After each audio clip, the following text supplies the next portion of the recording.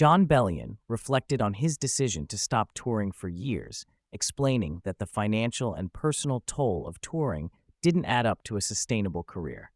He described thoroughly understanding how touring operated behind the scenes and recognizing that he was being undervalued for the amount of work and sacrifice involved. This realization led him to step away from performing live, choosing instead to focus on what truly mattered to him, both professionally and personally.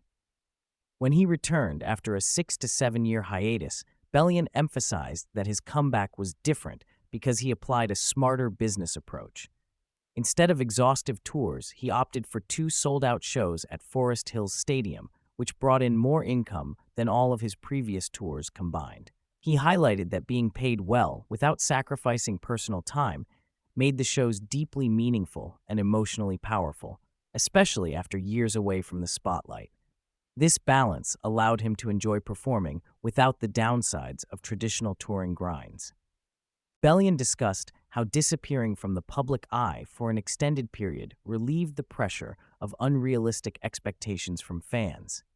He compared his absence to other long-delayed projects, like Dr. Dre's Detox, where anticipation becomes a burden. Because fans thought he might never release new music, the album and live shows were embraced without the weight of comparison or expectation.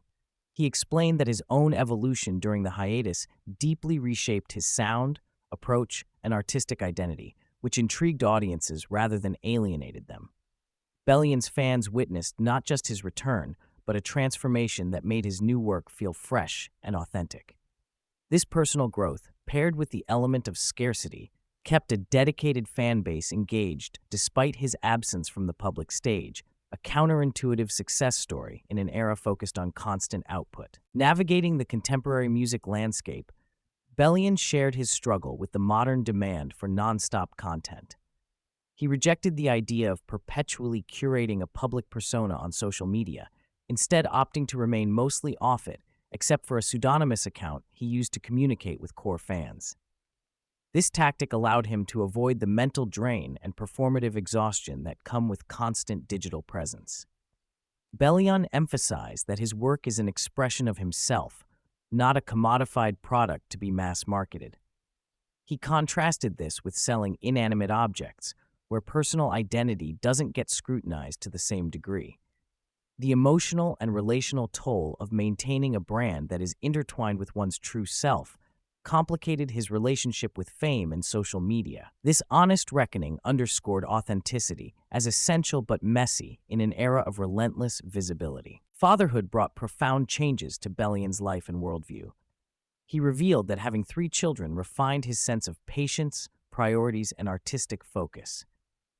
The mundane, everyday experiences, driving minivans, cleaning diapers, attending children's sports, became the richest parts of his life, far more meaningful than the traditional trappings of fame.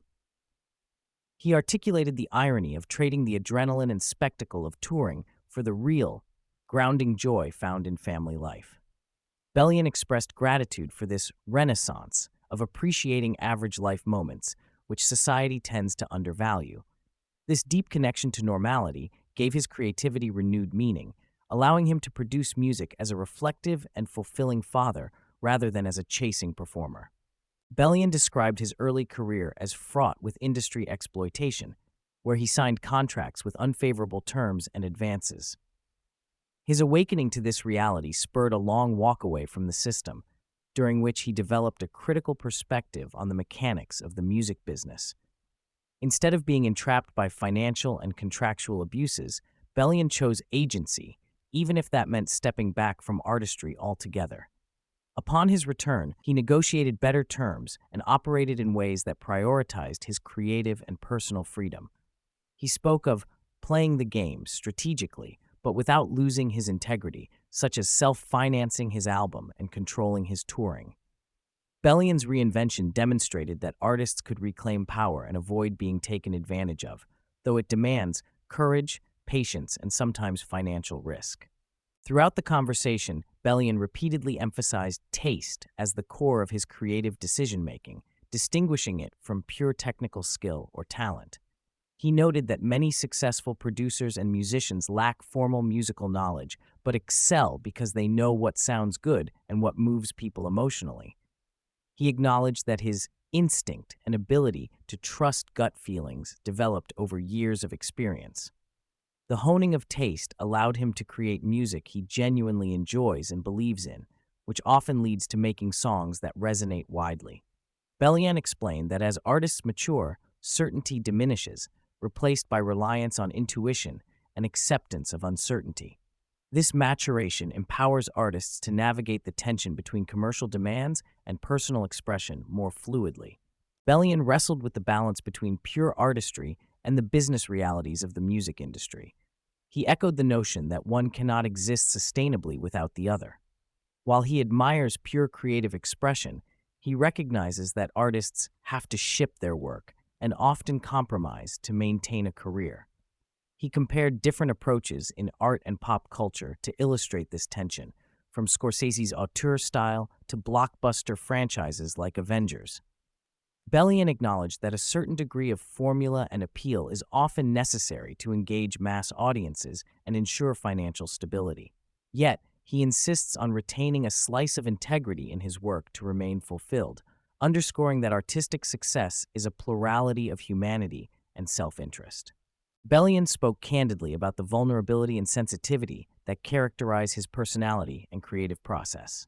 He described himself as emotionally reactive to social media feedback and public scrutiny, leading him to avoid platforms for years. This sensitivity, he concluded, is a double-edged sword, fueling deep artistry but demanding self-care and boundaries. He described therapy and reflection as key components of managing the emotional complexity that comes with artistry and success.